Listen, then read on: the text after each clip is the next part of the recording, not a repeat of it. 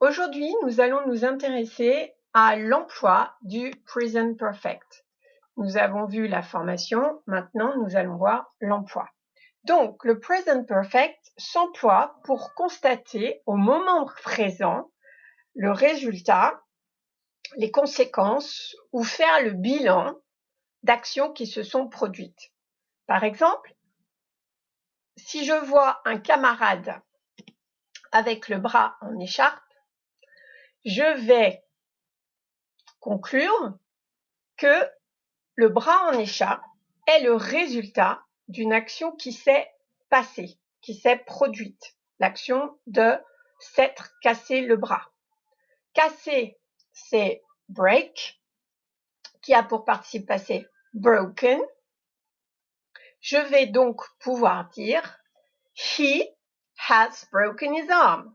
Je conclus au moment présent, d'où l'utilisation de avoir au présent, que l'action de se casser le bras a été passée, mais j'ai des résultats dans le moment présent. Je peux aussi directement lui poser la question « Have you broken your arm ?»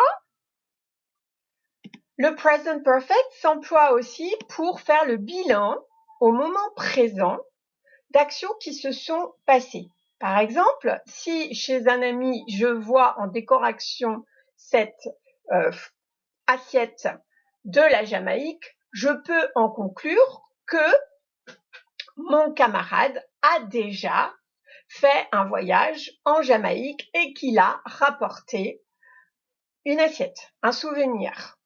Donc, être allé en anglais, ce sera le verbe be qui va être utilisé et non pas le verbe aller, ce qui donnera You have been to Jamaica. Ou je peux lui poser la question Have you been to Jamaica? Au moment où je lui pose la question, ça veut dire qu'au moment présent, je lui demande de faire le bilan de ce qu'il a déjà vécu, de retourner au moment présent dans son passé et d'aller voir s'il y a une occurrence d'être allé en Jamaïque.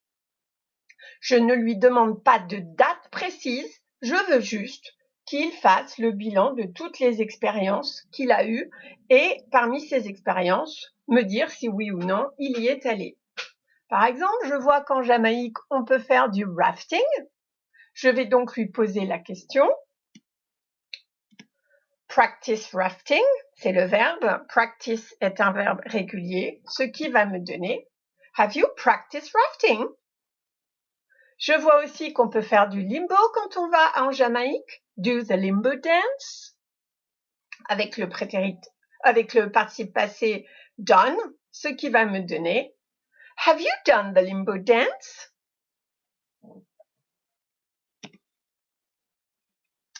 Donc, le present perfect s'emploie pour exprimer le résultat, les conséquences ou faire le bilan au moment présent d'actions passées. C'est pour cela qu'on va utiliser souvent avec cette structure des adverbes de fréquence comme déjà, donc en anglais already, qui deviendra ever si on pose une question, jamais, never ou pas encore, not yet. Par exemple, si je veux demander à un camarade s'il a déjà eu l'expérience de voir la Tour Eiffel, je dirais Have you ever visited the Eiffel Tower? Il me répondra s'il l'a fait Yes, I have, réponse courte, ou I have already visited the Eiffel Tower, réponse longue. On voit bien que ever, ici, traduction du déjà, est utilisé pour la question et already, traduction du déjà, est utilisé pour la réponse. S'il ne l'a jamais fait, il me dira No, I have never visited it. S'il ne l'a pas encore fait, il me dira No, I have not visited the Eiffel Tower yet. Et il pourra me dire qu'il a vraiment envie de le faire, but I really would like to. Donc, on voit bien, construction, have au présent et visited, verbe régulier, participe passé. Pour vous montrer un emploi avec la troisième personne du singulier, si je veux demander si un garçon a déjà eu comme expérience de manger du crocodile, je vais lui demander Has he ever eaten crocodile meat? Réponse courte, yes, He has, réponse longue, he has already eaten crocodile meat. No, he has never eaten crocodile meat. Jamais. Et pas encore. No, he has not eaten crocodile meat yet. On voit que le yet se met bien en fin de phrase et le not se met après le has qui est ici en fait auxiliaire. Donc attention, avec le present perfect, on n'ancre jamais l'action dans le passé.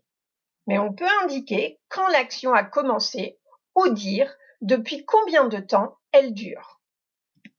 Par exemple, avec la phrase « J'habite en Martinique depuis 20 ans », je dirais « I have lived in Martinique for 20 years ».